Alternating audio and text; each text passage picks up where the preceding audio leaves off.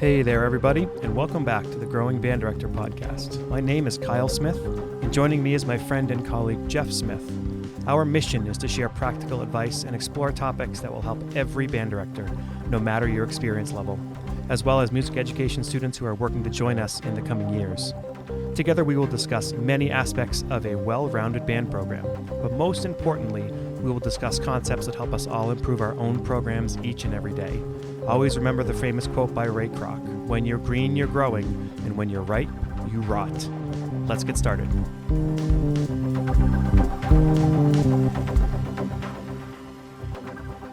All right, so Jeff and I are here with our good friend Andy Boysen Jr., well-known composer, known for many pieces. Andy, I sketched down some of them. Probably I will miss some.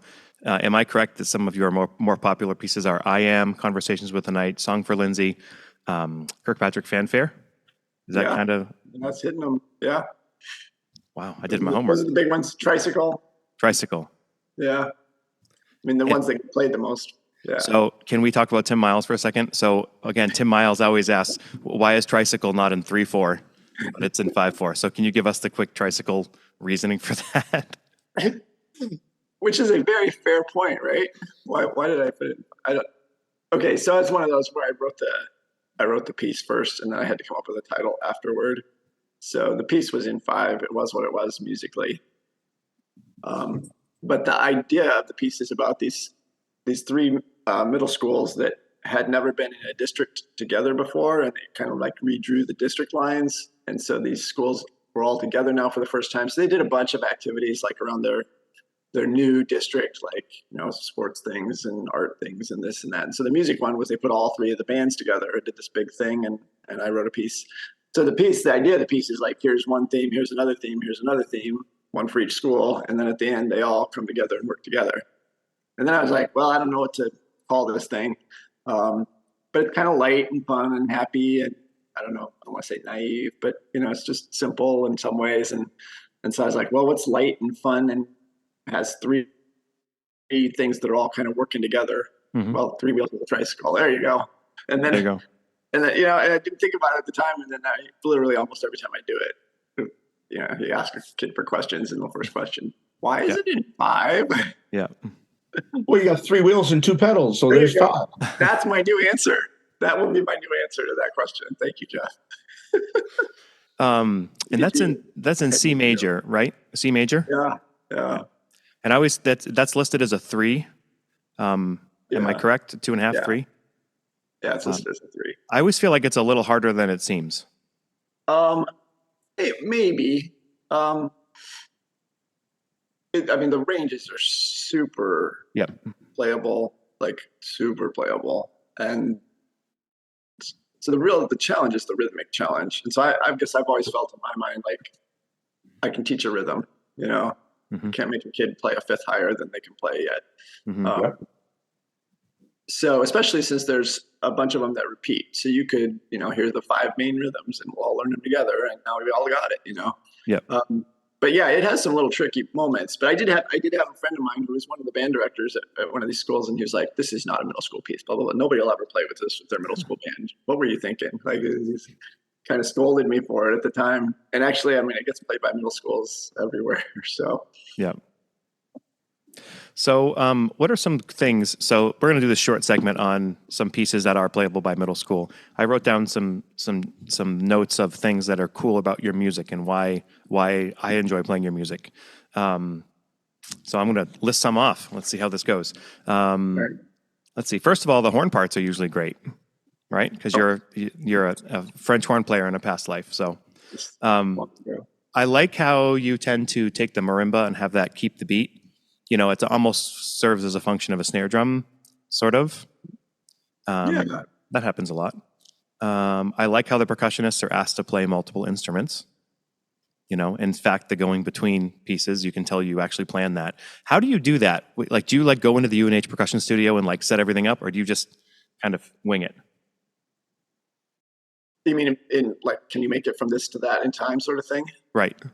Yeah. No, I don't actually do it at the studio, but I'll sit at home and kind of imagine, okay, I got sticks, I'm playing here, time to put them down, grab this. okay, I can do that. Yeah. So I kind of literally do the movements. So if it's like moving from timpani to marimba, like I'll walk across the living room and like try to imagine how that would feel to put down some mouth, grab others, be ready for the next thing. Yep. And then pretty hard. I also wrote that you always seem to have like at least one motor impulse piece, section of the piece that kind of is easy for the kids to really grasp onto. It's not necessarily the entire piece, but it's a portion of it. Yeah, and that's not necessarily a conscious choice. I think that's probably just I gravitate toward that sort of thing. So hopefully that's not a bad thing. No, I think it's great. All right, so let's get into, I think we have three. First of all these things are on your website, andrewboysenjr.com. People can check stuff out there as well. And I'm sure they can even contact you through that site. Is that correct? Yeah. All right, so I'm going to be totally honest. I don't know any of these pieces. So can you walk us through? So the three pieces that are here that are in the grade 2, one is called Apples. Yeah. Okay. So a few years ago, I did a piece for an honor band out in Minnesota, and I had this idea that like we needed more minimalist music for a school band. So I wrote this piece called Snowflakes Dancing, which I know you've done. Yep. And I had a lot. It was a different way of thinking about writing a piece, so I liked that challenge, and had a commission for the retirement of a friend of mine. He was still is an avid runner, so I just started. Well, that might be a nice possibility to kind of do a minimalist thing, because like long distance running, there is that kind of like sameness, but things are always changing slightly. Mm-hmm. So kind of echoing that idea and thinking about maybe I can do a kind of a younger band minimalist piece. So it does kind of some of the same. It doesn't do the same processes that Snowflakes Dancing does, but it's a process piece. It was like I literally planned everything out and like, okay, it's going to be. How did this all work? So he was 15 years at 2 different schools. So everything's 3 and 5. It's like it's in 3/4 with 5-bar phrases. So it's all 15 counts per phrase of the tune. The main melodic idea is like this third that expands out to a fifth, so that intervallically a third to a fifth, so 3 and 5 there. So there was all this stuff, and then I laid it out in 5 sections, and they're going to overlay this way, and so all this stuff was kind of planned in advance. So it's kind of, I think, a different sort of piece in that way, because there's a lot of things you can talk about relative to other minimalist music or process music. Mm-hmm. I mean, it's fun. It's fast, and again, some rhythmic challenges, but it kind of loops back over the same rhythmic ideas. There's a piece I haven't written down, and it's just in my head right now as you're talking, and I don't remember the name of it, but it's all about like you're getting out of school for the summer. Yeah. Like what piece is that? That's called Bright Sunny Days. Right, and is that a grade 3? That's a 3. Yeah. All right. I jumped to that. I'm sorry, but No, that's great. I kind of hadn't thought about that piece in a while. Bright Sunny Days. People should check that out. Okay, let's go back to grade 2. What about Music Lover? Okay, so Music Lover and Tiny Dancer, are these the 2 you wanted to, or was there a different one you were going to bring up? Nope, that's good. Okay. Yeah, so they go as a pair, actually. I mean, they could even be performed as a pair. One is a little harder than the other. Tiny Dancer is definitely like an edge harder than Music Lover. But this is another thing where like, so a bunch of years ago, I started doing some projects with my friend Eric Evanson, where we started doing these like artwork with music. And when I was a kid, I was like, when I was in high school, I wanted nothing more than to be John Williams. I wanted to be the next film composer. So that's always kind of in the back of my mind. And so I thought, well, what if I do like find a silent film, that's public domain. And so I did this score to The Great Train Robbery. And this is a kind of an upper high school level, like a solid grade 5, hard grade 4, easy grade 5. And I had a lot of fun doing it, because it was like, it really was, here's the finished film. This music needs to take 32 seconds. And this music needs to take 14 seconds. Mm-hmm. And, so it was a cool challenge for me compositionally, and I had a lot of fun doing it. So then I got this opportunity to do these middle school pieces for an honor band at Ohio State. And I thought, because one of them was like the sixth grade honor band and the other was the seventh grade honor band or something like that. So slightly different levels, but both middle school level pieces. And I just started searching. I found this filmmaker from the early 20th century, Georges Méliès. I think I'm saying that right. Melies. So French filmmaker, and he's like it's like these are movies from like 1905, and he's experimenting with all this trick photography stuff where like they'll cut it and like all of a sudden the guy's now holding a rabbit or whatever like because they would cut the film and splice it and he was working on like putting images from one one take on top of another and like all sorts of really crazy stuff for like 120 years ago. And these are just like, they're kind of corny little films. They're kind of strange little films, but they're funny. They make me laugh and they make me happy. And so the music is just this kind of light, fun stuff. The Music Lover one, he's like magically kind of bringing this tune to life. And by the time you get to the end of the tune, he's put it up on a staff behind him. And so I used that melody as the melody for the piece and kind of broke it apart that way. I tried to add some other things in there, some things where like some of the clarinet lines, you'll be down on a low G and you'll pop up to the D. So it's like an opportunity to work on crossing the break and things like that. So some educational, like pedagogical things, even within some of this other stuff that's maybe hopefully presented really musically. And they're both short, like 2.5 minutes. Yep. Yeah. Tiny Dancer and Music Lover, those are both like public domain videos that people can find and use. Yeah. And then, there's obviously the one on my website. So that's, I will say this, if anybody ever does them, there are different versions out there which are substantially different lengths. So best to make sure you're doing the right one so that you can line it up. Otherwise the tempos won't work out. Okay. Yeah. All right. So then I think I've written down 1, 2, 3 pieces that are in the grade 3 level. And I know one of them is like a really good Texas middle school band's going to play it. But I thought these would be worth talking about because they're great pieces of music. And I think for me, I've done these at the high school level, but I think that they're still kind of, if somebody has a really good middle school program, that they can start with these. Let's start talking, I don't know, what do we want to talk about first? How about Snapshots of Acadia? This is a newer piece. For people who are not from Maine or New England, Acadia National Park is a wonderful national park that we have and up in Bar Harbor. And why don't you tell us the story behind it? Yeah, what a beautiful park too. It's just so far, most of the national parks are all out west, and kind of cool that we have one up in our part of the country. So my friend John Morneau, who taught in the Maine public schools for a really long time, but he's also the director of bands at Bowdoin College, and conducts one of the bands. I think he's still doing the University of Southern Maine music camps. Yeah, he is.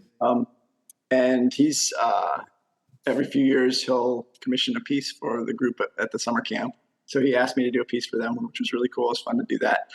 And we talked about things that might be Maine related, since the camp was for the University of Southern Maine music camps.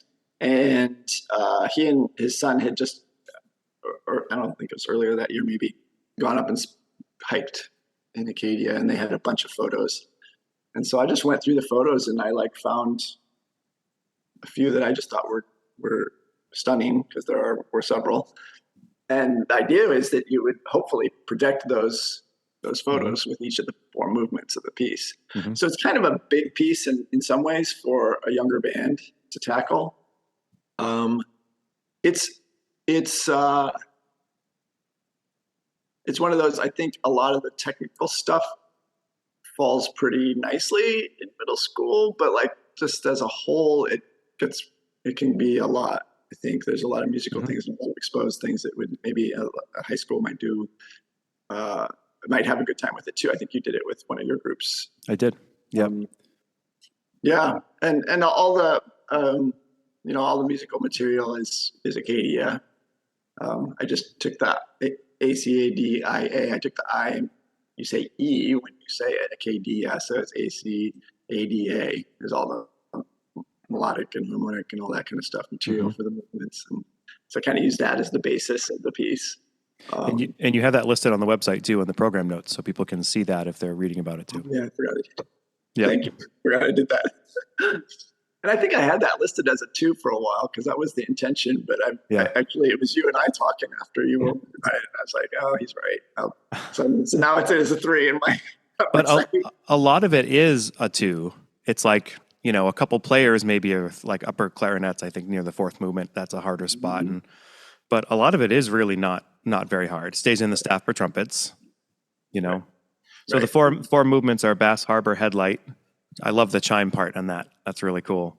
Thunder hole, so all the waves crashing with the percussion. That's hard. Like that's an example of one of the ones that I didn't realize that it was harder than it is. Yeah. Yeah. At that tempo, and to make, it's supposed to have the percussions simulating the waves crashing at this place where the rocks meet. And I like the shape of it and the idea of it, but it's maybe a little harder to put. Like it's whole notes and half notes and that kind of thing. Right. But it's just a little harder to put together than it would seem at first. And then calm water with at the base of Cadillac Mountain or whatever it is, and Sunset at Acadia, which is just gorgeous. Yeah, it's a great piece of music. I did it with our high school group, as you just said, and like the kids really enjoyed it. And some of those kids were in the camp band who had premiered it with John, and they were actually the ones who asked me, "Hey, we should do this." So okay, I'll look into it, and we did it. So that's cool. Yeah, well, that's good to hear that they liked it. And it's also cultural. It's cultural. Like people, especially if you're not from Maine, this is a faraway place. So if you're in Tennessee and you want to do a middle school band piece, like Maine is a different culture, right? I'm actually doing it in New Hampshire next month at an honor band. Oh, you are? Middle school honor band. So nice. I'll tell them you said hi. You'll have to let me know how it goes. Yeah. All right, 2 more pieces. Metamorphosis. I just did this, and this was commissioned by Eric Cobb, who is a middle school band teacher. So tell us a little bit about Metamorphosis.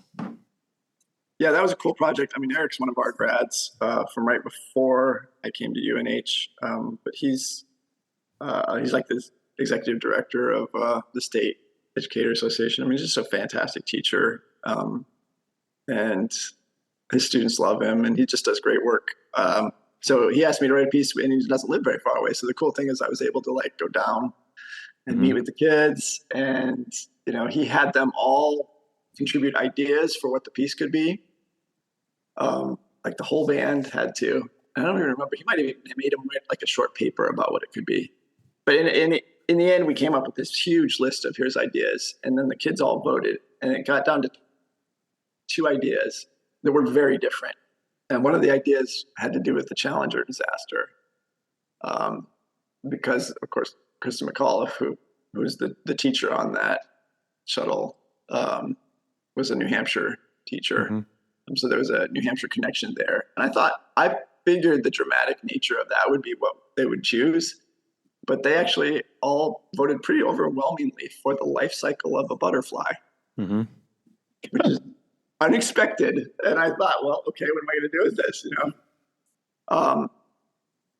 So what I did is I tried to do a metamorphosis. Essentially, I wrote a caterpillar theme, I wrote a butterfly theme, and then I backtracked. This is not the way I normally work, but I backtracked and how can I turn that first one into the second one? So there is a section once the tempo speeds up that you keep hearing the same material cycle over and over, and it changes, and then it changes a little more, changes a little more, changes a little more, changes a little more, and then all of a sudden the new theme comes out.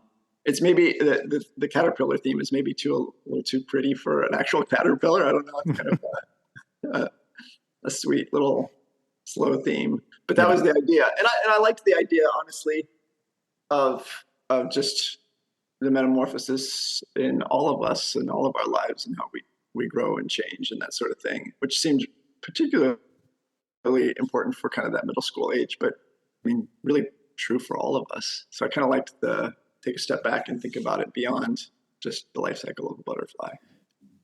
And I like how you have the band sing on F, thankfully. And thankfully you say any octave. man, if it was like everybody sing this exact pitch, like that's so much harder than sing whatever octave you want. So, and I've done that before, and I just had an experience with a band where they were really struggling to all sing in unison.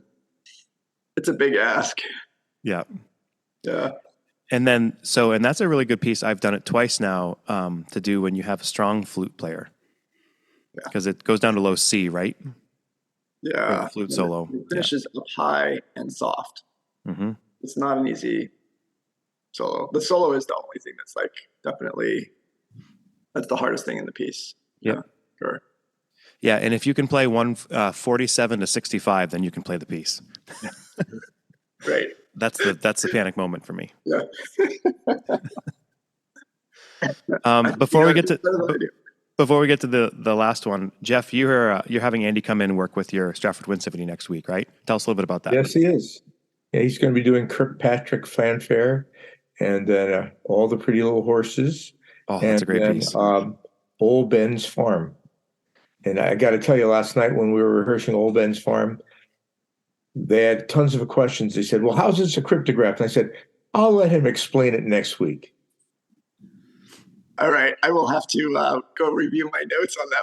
Because here you've got folks that are, they're truly rocket scientists working in the engineering field, and lots of music educators and former military band people. So I figured I could sort of do it, but it would be better to come from the composer's mouth than my mouth. Yeah.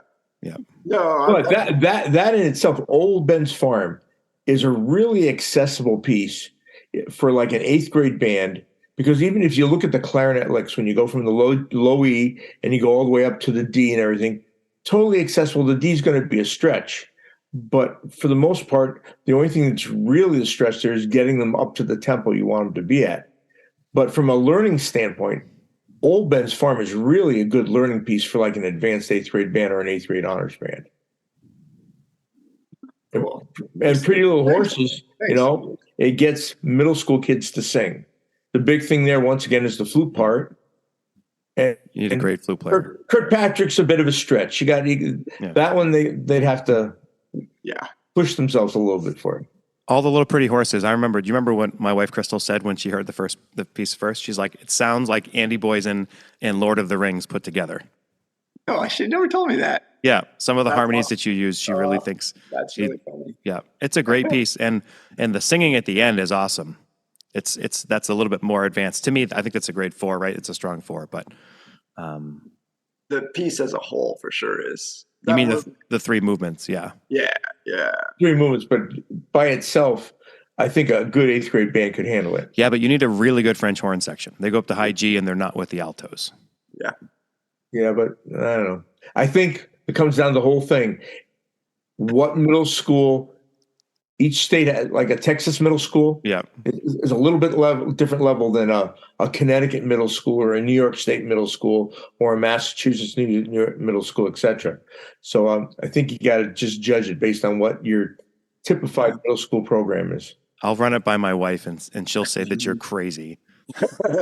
Well, I have 4 middle school band directors who just did it in Connecticut, so they had nice performances. All right. Well, next year it's getting played no matter what. So. Yeah, it is. Last piece we're going to get to, I think, is pretty unique, and that's called Unraveling.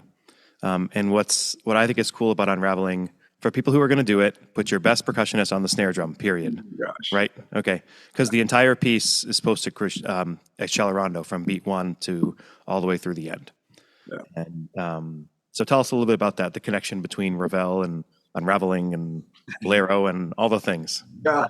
And you are so right. And that's another thing. Like, again, when I wrote it, didn't know that would be you really need a killer. If you're going to do it with a middle school band, you need a killer snare player. Yep. They need to be the best kid in your band kind of thing. But if you got that, it's a lot of it's really playable. So this was actually, the guy that I wrote Apples for his retirement, his name was Randy Atkinson. Randy was the chair of the Iowa All-State, the middle school All-State band. I think it's maybe just be 8th grade, or maybe it's 7th and 8th grade. I don't know. But they do it every year at their bandmasters convention. So he had me come in, and guest conduct and write a piece for it, because they commission a piece every year, which is really cool. So it was written for middle schoolers, and the way the commission works there, or the honor band works there, is I think you start at rehearsal at 9 a.m. and then you finish at 12, and the concert's at 1. Mm-hmm. And then you do it again at like 2:30 or something, or 2 o'clock. So like you have 3 hours to put a program together. And I was like, oh, man, this is going to be, they're going to be really good kids. These are the best middle school kids in Iowa. But that's not a lot of time. Yep. So what I ended up thinking was, well, what if I write a really cool melody, and it can be hard, but then I just repeat it over and over and over again. Right. And literally every time I do this piece, the first thing I do is we all just like, okay, you guys start at 9, you guys start at 17, you guys start at 20. And everybody plays the tune together, and we play it slowly, kind of figure out how to play an octatonic scale, because that's the material for the piece. And then I just keep speeding it up until really everybody can play it at pretty much as fast as we'll need to go. But by then you've really already accomplished 65% of what makes that piece hard, 70% of what makes that piece hard. And so then it's just like getting the color in there. So then the idea was, okay, I'm going to have this piece that just keeps repeating the theme and gets louder, and what's another piece like that? Yeah. Well, I just started, and of course the classic is Bolero. So Bolero, that became a definite influence on the piece, the snare thing at the beginning. And I decided to kind of like speed it up as it went too, so that the piece kind of spins out of control, was my idea. Mm-hmm. And then my little goofy title again, Unraveling, or if you cross out the un and the ing, it's revel, mm-hmm. Unraveling. So it's me unraveling here. So again, it was, I think a cool opportunity to maybe like expose some students to some other great music. And a couple other things I like about it is that it's contemporary. There's some half step stuff in there. And that's hard to find, at this grade level. And then I like that the brass have to do mouthpieces and that they're singing. I think those are all cool elements to that piece. I got to use the mouthpiece thing more often. I really like that color. Because it forces us to use the mouthpiece more. It just does. Especially if you can hear the melody or whatever part they have to buzz somewhere else in the piece or in the ensemble. That way it helps them match it. Well, it's definitely good pedagogically, but it's a cool color. Mm-hmm. It's something you don't expect to hear from a band. So, yep. Yeah. Well, I think we covered what we need to cover. Jeff, you got any final words? No. Thank you. Thanks for all you do and all you add to the repertoire. Oh, thanks. Andy, are there any other pieces that you have in the works that are for young band? No. Oh, well, yeah, actually. So there's a piece called Ad Lib that I just wrote for Tim McDonald down at Bellingham, Mass. Mm-hmm. And there's a lot of improv elements in that. There's a whole section in the middle. There's a little 12-bar blues thing, and you can solo over that. But there's also some solo stuff that's like, hey, you've got these pitches, solo in the style of the music we've been playing. There's some percussion improv stuff in it. So there's all sorts of things like that built into the piece. That's cool. So, yeah, it was written for, he had a percussionist in his band pass away unexpectedly. So that's going to premiere in June. So yeah, looking forward to looking at that. So that will be available at some point and recording available. Yeah. They premiere it. Yeah. Great. We sincerely appreciate you taking your valuable time and listening to the Growing Band Director podcast. Your students are very lucky to have a band director like you. If you have any suggestions for episode topics or think you have an area of expertise to share on a show with us, please reach out. If you enjoyed this episode, don't forget to subscribe. And if you want to help spread the word, please give us a 5-star review and tell your band director friends to subscribe as well. We're available on Apple Podcasts, Spotify, our YouTube channel, and wherever you listen to podcasts. Thanks for listening to The Growing Band Director. See you next week.